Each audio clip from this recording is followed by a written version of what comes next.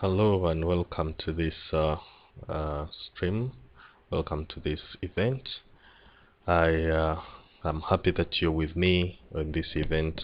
We are going to look at basics of desktop publishing, but we are going to look at use a software called Publisher. This is a software that is commonly used by publications, people who are interested in starting publications, and they are going on to learn how publication is done. This is the right software to get started with. We shall look at how to start a publisher. All you need to do is to click at the start button and then scroll down. I'm currently using Microsoft Windows 10, and if at all you're using an earlier version, simply click at the start button and then you'll click somewhere that has all programs. Click there and you should be able to locate a file called Microsoft Office. Click at it and you'll be able to see a number of files, a number of applications. This is actually what we call a Microsoft Office suite. A suite is a collection of all softwares produced by one company. So as long as you would wish to have a suite, as long as you would wish to have Microsoft Publisher on your computer, simply install a full pack of Microsoft. Click at, all you need to do is to select Microsoft Office Publisher. I'm currently going to use 2007. But even if you have an advanced version, you select it, click at it once, and it should be able to start on your computer's desktop. Once it starts on your desktop, you realize that that will be the interface that we shall be seeing. Okay, let me just check off that, and I don't want updates for now. Alright, so once you have it like that, you should be able to see the screen appearing exactly just like mine is appearing. Alright, so when you publish, when you're looking at desktop publishing, you are interested in making publications, but we are not interested in getting the paperwork and we put it on desk and then we start cutting. No, we are going to make a publication using software, and this software that we're going to use is typically Microsoft Publisher. So when you interact with this software for the first time, the interface will look like that, and it is very handy for you to get along with this kind of software. So it has popular publications. These are samples. So it depends on what you want to do. It depends on what you want to do, and that's what you go in for.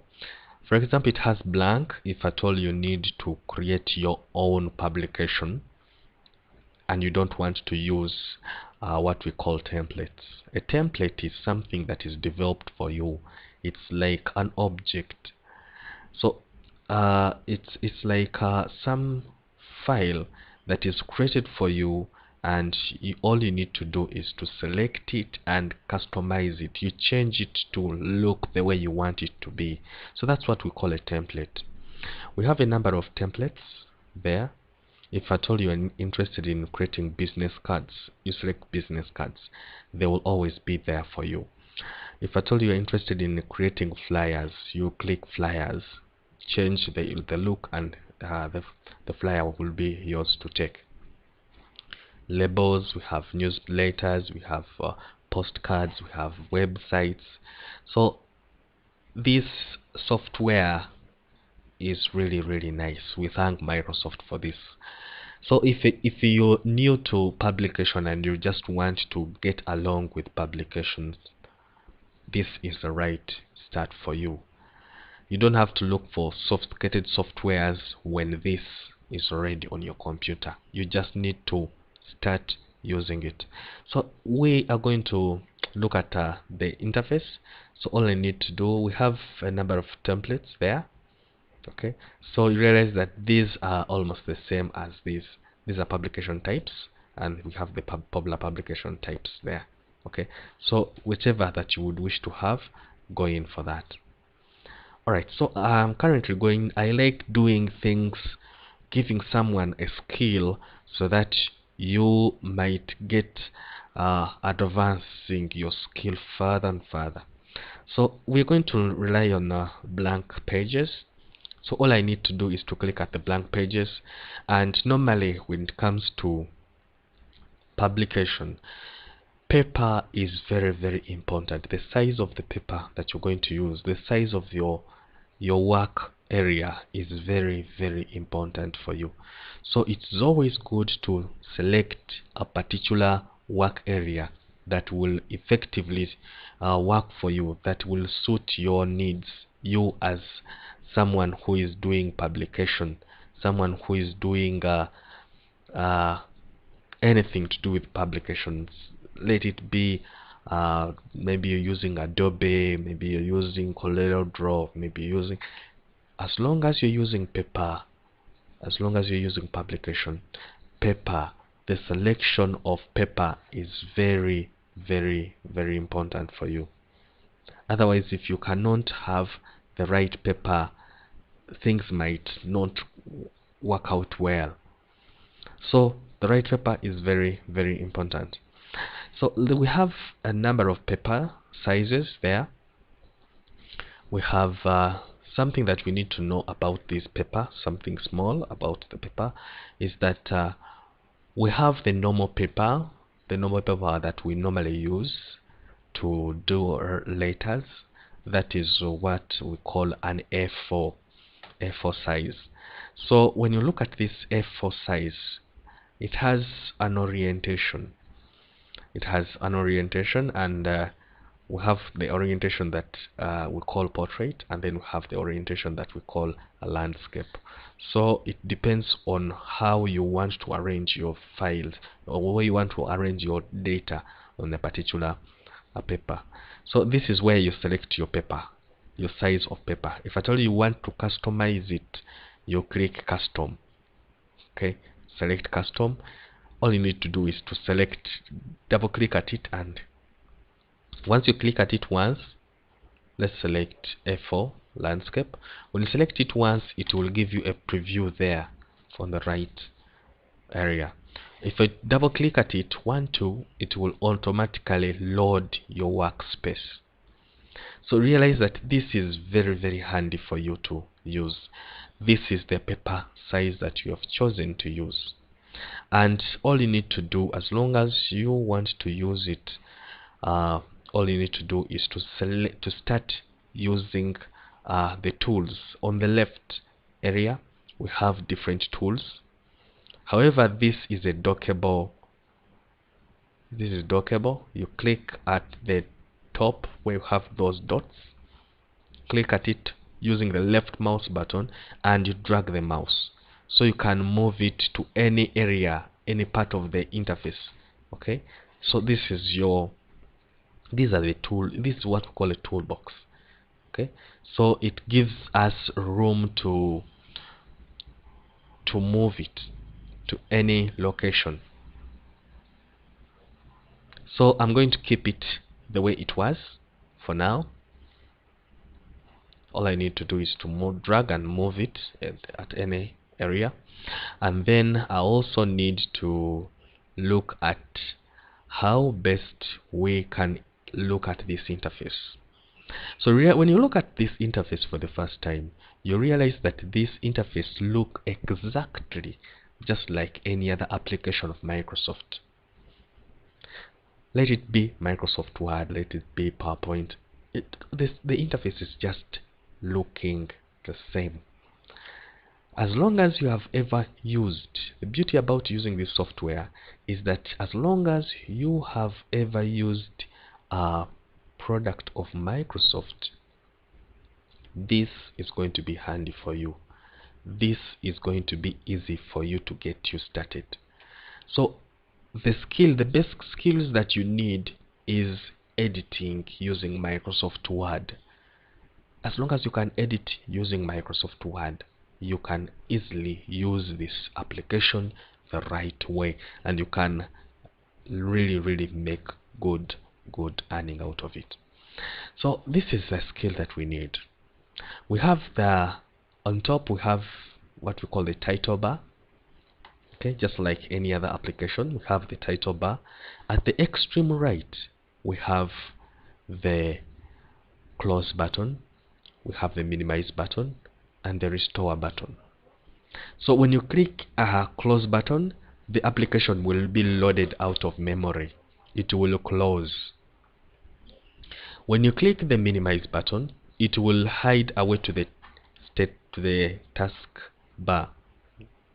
It will hide out to the taskbar, and all I need to do is to click at the icon of the application that you need to use, and your screen will pop up back again. So all I need to do now is to select the restore button. So restore, it will shrink, it will help you to shrink or to resize this window.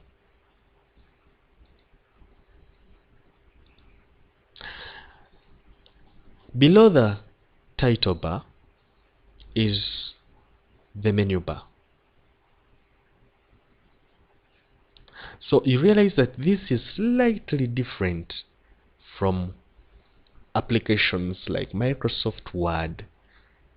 Okay, it will give you this kind of feel, this kind of menu. This kind of menu is similar to the one that is in Microsoft Suite 2003. But as long as all we are interested in is the skill that you need to create something.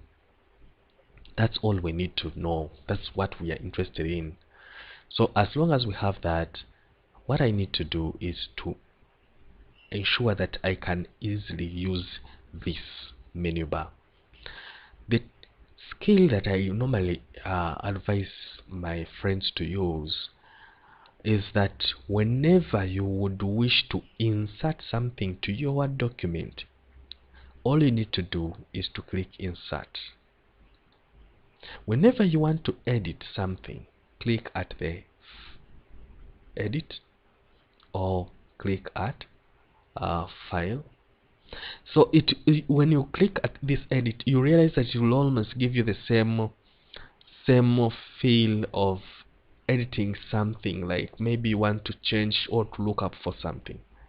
So all those tasks are found in the menu bar. And then we have the toolbar. The toolbar has almost the same functions, just like we find them in the menu bar. So for it summarizes almost all functions into one bar. Remember, this is also dockable and you can rearrange it. It's purely dockable. You can rearrange it according to what you prefer seeing or viewing on your screen. Alright, so how do we know that this is a menu bar? The menu bar has text. The toolbar has just symbols. It has just icons. And then below the toolbar we have the formatting bar. The formatting bar has normally the functions of font and font styles and font sizes, plus the BIU keys or buttons: bold, underline, and italic. Then it has the formatting, the alignments, it has the bullets and numbering functions, the indent and outdent. Then it has also the changing of fonts, and then arrows, and then shapes. So these two are quite different, the formatting bar and the toolbar. As long as you've ever used Microsoft toolbars, this will be very easy for you. Then on the right we have the scroll bar, the vertical scroll bar. The vertical scroll bar enables you to navigate or to view, have a clear view of your window. Maybe there's something that you want to see at the bottom, so it will help you to do that. At the bottom we have the horizontal scroll bar, which will enable you to scroll your window or your work area left to right. Then on this we have the format publication window on the left, so it gives you room for other additional panels. Maybe you're interested in clip art, maybe you're interested in something else. So this is very handy for you to ensure that you can easily look out for something. It becomes very handy for you.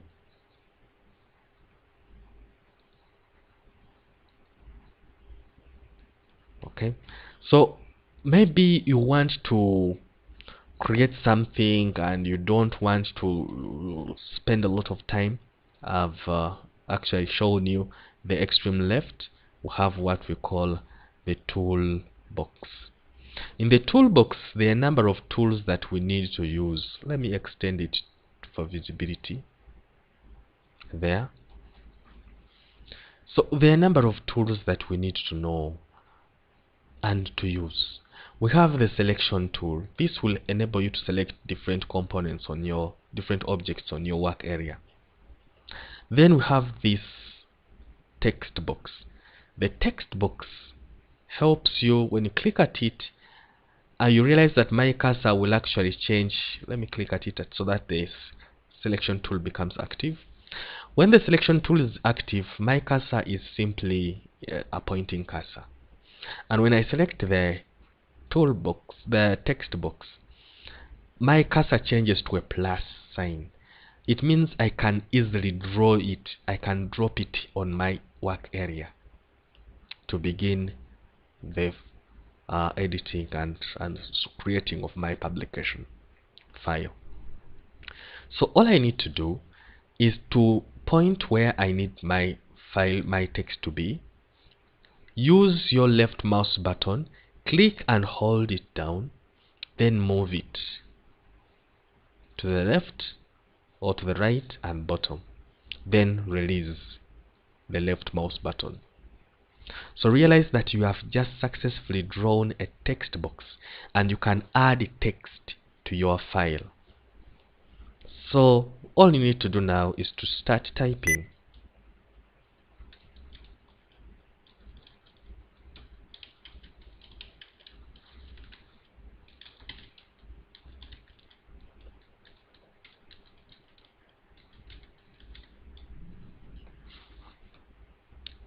Right, so that's all we need to do, and as long as this is active you can easily move this text using, you click at the borders of the text box so that you can move it, and then you can also rotate it. This is a rotation tool on top. You click and hold down the left mouse button and then you rotate it. So you can use each and everything. You can highlight just like it is in Microsoft Word, and then your formatting bar will be active and you can make things bold. You can change the font size. You can as well change it more than that. Just highlight it and then enter some figure there, maybe 50, and then press enter. So it becomes big enough. You can adjust the sizes using the holders.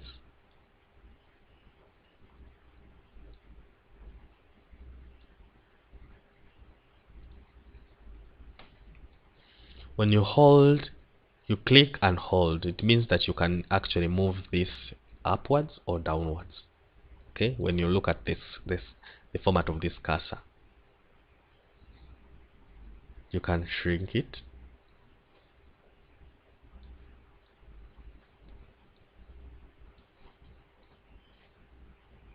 And then you can select the edges and position it where you would wish it to be. We have that, and then we have the insert table. When you click insert table, you can do the same thing. Click and hold, and then draw the table. Release. So which kind of table would you love to create? Do you want to create this kind and it will show you this in the tabular format? How many rows do you need? 10, 17? Reduce the number or increase it. Let us reduce it to 5. You can select this to reduce the number or increase it, or you highlight and enter the figure direct. You can increase, do the same thing for the columns. How many columns would you love to take? 4. Let's take 3 columns. Then which format? Do you want to take checked? Do you want to take list 1? So you select the list, you select the format according to preference, and then click OK. So you realize that it has given you the number of columns, which was 3, and the number of rows, which was 5. Then begin typing in there.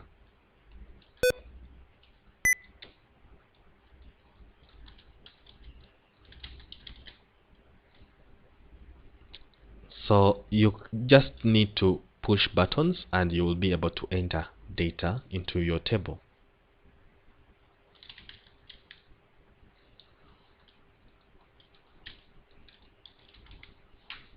So realize that this is very handy for you as long as you've worked with Microsoft Word. So click at the table, and you can also do the rotation of the table. You can resize the table.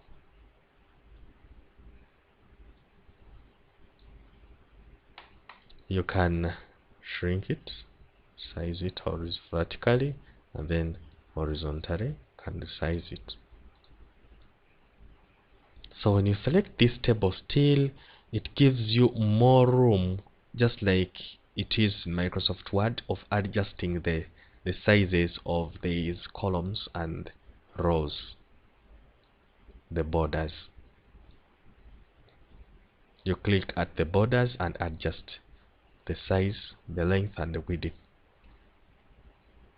You can delete the entire table, and you can also make further formats of this table. All you need to do is to select at the table and then select table.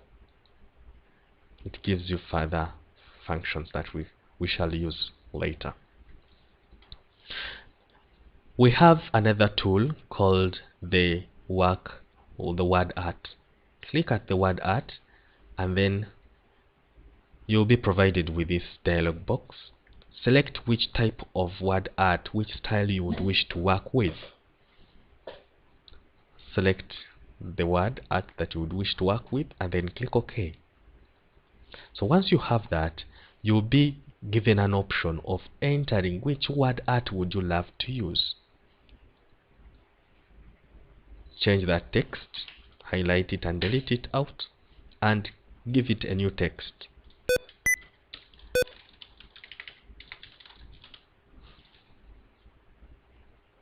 And then change the font that you would wish to have. I'm interested in Valdemir script. Font which size? Select the font size. Do you want it bold? Do you want it italic or not? And then you click OK. So it draws it there. So with this you can make it, you can adjust the way you would wish it to have, and you can make further changes.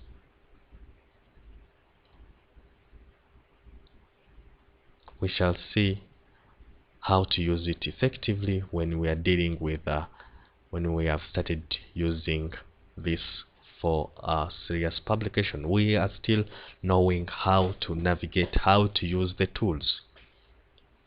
That was for word art. You can as well add the picture frame. When you click at it, you select where you want to select the pictures from. You select clip art. Do you want it from clip art? Do you want it to come from a particular file? Select a particular file. That means I possibly have it on a flash disk or a memory card or on my desktop. Then draw it. Release. And then it will locate the file for you. So I want to locate something from my flash disk. Downloaded content. Mobile money. Click OK or insert. And you will have this image on your publication. We have a line, so you can click this line. As long as you want to draw a straight line, I would advise that you press the shift key on your keyboard, hold it, don't release it, and then with your left mouse button, click and hold, and then draw a line. Then release the left mouse button first, and then release the shift key. That way it will help you to draw a nice clean straight line. Do the same thing for the arrows. Shift, hold it down, left mouse button, press it and move your mouse. Release the left mouse button first and then release the shift key. It will help you to draw a line that is clean. We have the shapes. Click on the shape of your choice. Draw it on your work area. Click while using the left mouse button, then hold it and move your mouse to draw the shape that you need to draw. Then release the left mouse button. Do the same thing for the rectangle. Then we have the auto shapes. Sometimes you need to create something and you need different shapes, so they are found in auto shapes.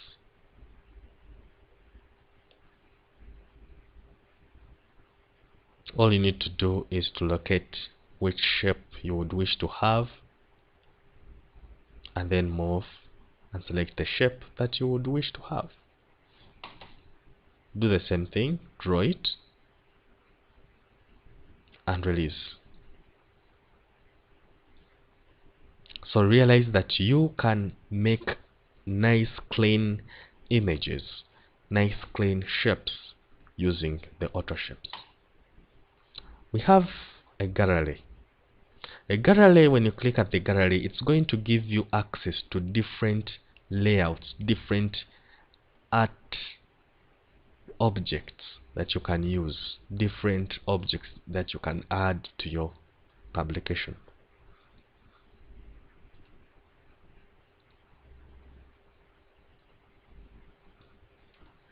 As long as you want to add something to your publication, go through the gallery to have something added to your publication.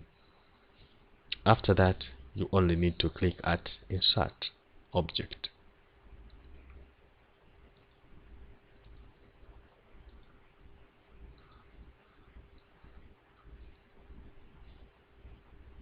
Let's take this. Click at it and click Insert Object. And once you do that, you realize that it will appear on your work area. Position it where you want it to be.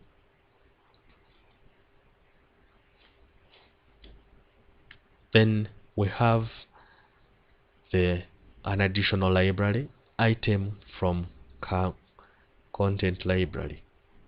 So when you click at that, you will be able to search for something on the left. Do you want a business card? Which type? Maybe from all types or picture types. Okay, so that one will be on the left.